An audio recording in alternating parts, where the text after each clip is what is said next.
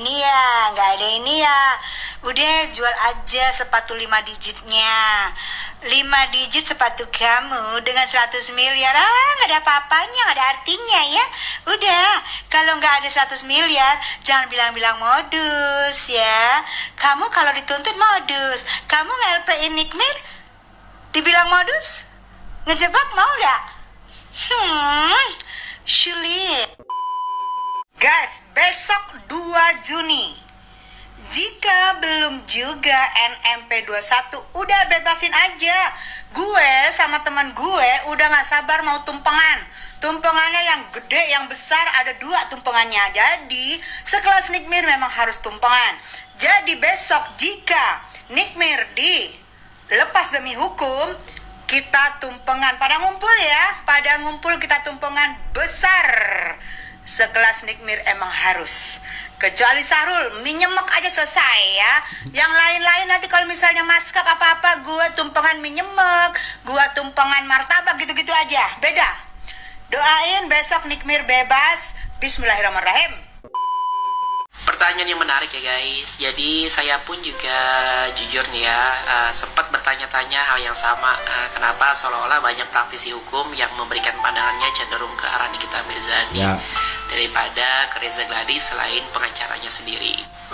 Kalau boleh saya memberikan pandangan ya, dari perspektif saya, mungkin ini bukan soal sekedar siapa membela siapa ya kak, tapi bagaimana cara berpikir hukum bekerja. Jadi praktisi hukum itu terbiasa melihat persoalan dari sisi struktur, prosedur, dan asas-asas hukum yang mengikat ke semua pihak, bukan dari simpati pribadi atau citra publik semata. Nikita Mirzani sendiri memang kita kenal cepat ceplos ya, penuh dengan kontroversi, tapi publik juga tahu ya bahwa sikap belak-belakan itu bukan berarti ia otomatis bersalah dalam setiap konflik hukum yang melibatkan dirinya. Justru dalam dunia hukum kak, kami itu belajar satu hal penting ya, bahwa jangan pernah menilai seseorang hanya dari perilaku luarnya, apalagi ketika menyangkut status hukum. Kemudian ada 2 asas hukum yang penting ya, yang mungkin menjadi alasan banyak dari para praktisi atau pengacara memberikan sorotan ke proses hukumnya. Asas yang pertama yaitu asas praduga tidak bersalah. Jadi siapapun, bahkan orang yang paling tidak disukai sekalipun, tetap dianggap tidak bersalah sampai ada putusan pengadilan yang berkekuatan hukum tetap. Kemudian asas persamaan di depan hukum atau dikenal dengan equality before the law. Artinya baik tersangka yang dituduh maupun yang pelapor ya, sebagai korban punya hak yang sama untuk didengar dan dibela. Nah, dalam kondisi seperti ini ya, praktisi hukum cenderung fokus pada keanehan proses mungkin ya, kemudian celah prosedural atau potensi penyalahgunaan hukum, karena itulah panggilan etikanya. Bukan karena membela orangnya kak, tapi membela sistem keadilan agar tidak dipakai semena-mena. Nah, jadi menurut saya bukan berarti tidak ada yang berpihak ke Reza Gladys ya, tapi mungkin banyak yang masih menunggu proses hukum berjalan dengan jernih sebelum ikut bicara dari sudut objektif. Dan dalam hukum kak, diam kadang juga bentuk kehati-hatian, bukan ketidakpedulian. Terima kasih atas pertanyaannya kakak Nur Hasanah ya. Semoga ini bisa jadi ruang diskusi sehat. Salam dari netizen cendol yang lebih suka membela logika daripada emosi. Yang pertama tadi informasi dari Ibu Tessa Mariska, yang mana besok Nikita Mirzani harus bebas kalau berkas perkaranya belum juga P21. Bahkan banyak sekali pengacara yang mengatakan Nikita Mirzani harus dibebaskan demi hukum, kalau memang aturan hukumnya itu diikuti. Saya nggak tahu kalau ada sebab lain, tapi kalau sesuai dengan fakta hukum aturan yang berlaku, besok Nikita Mirzani harus dibebaskan.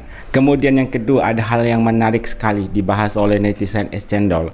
Hal ini berdasarkan pertanyaan dari seorang netizen. Dari sekian video yang lewat di beranda saya mengenai kasus ini, kenapa ya tak ada PH yang memberi pandangan kepada RG kecuali pengacaranya, dalam kurung berpikir keras. Maksudnya di sini hampir semua pengacara yang speak up di aplikasi TokTok dan di sosial media lainnya malah memberikan pembelaan kepada Nikita Mirzani. Yang memberikan pembelaan kepada DRG itu hanya pengacaranya sendiri, ya namanya kliennya, jadi harus dibela. Tapi tidak ada pengacara independen, maksudnya pengacara umum yang tidak ada sangkut pautnya dengan DRG yang memberikan pembelaan kepada DRG. Justru semuanya itu memberikan pembelaan kepada Nikita Mirzani. Dan ingat kata abang netizen es cendol, bukan Nikita Mirzaninya yang dibela, tapi proses hukumnya, yang mana ada ketidakwajaran di situ, yang akhirnya membuat para pengacara ini merasa kok kasus hukum dari Nikita Mirzani aneh sekali. Salah satu advokat bahkan mengatakan kasus Nikita Mirzani itu tidak rumit sebenarnya, sangat simpel, tapi kenapa dibikin jadi rumit?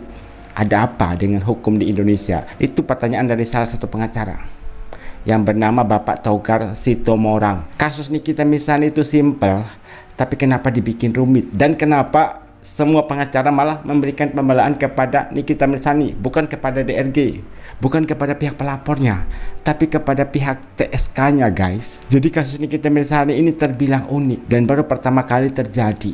Ada apa sebenarnya? Reza, masalahnya sini kita tuh udah megang semua skincare dokter Reza gitu. Terus yang tadi dokter Reza bilang apa? Itu yang klinik itu kita beli di e-commerce. Nah, aku juga nggak tahu pada saat kemarin dikasih tahu masih ada itu, langsung malahan sama aku e-commerce-nya suruh diilangin aja karena emang itu tuh jadi pada saat kalau aku ya bukan klarifikasi, ini cuma menjelaskan ya Mail ya. Jadi kan aku tuh jual treatment juga kalau live, tapi biasanya yang treatment itu yang jelasinnya suami aku yang produk. Nah, nanti pasiennya datang ke rumahnya bawa dikirim barangnya, terus dikirim barangnya, treatmentnya tuh nanti di klinik yang semua cabang kayak gitu. Nanti tuh mereka tuh datang bawa alat itu, terus nanti mereka tuh di treatment di klinik. Tapi ya udahlah, itu mungkin dari tim aku kelolosan juga, aku nggak ngerti kayak gimana. Bukti percakapan antara Mail dan DRG.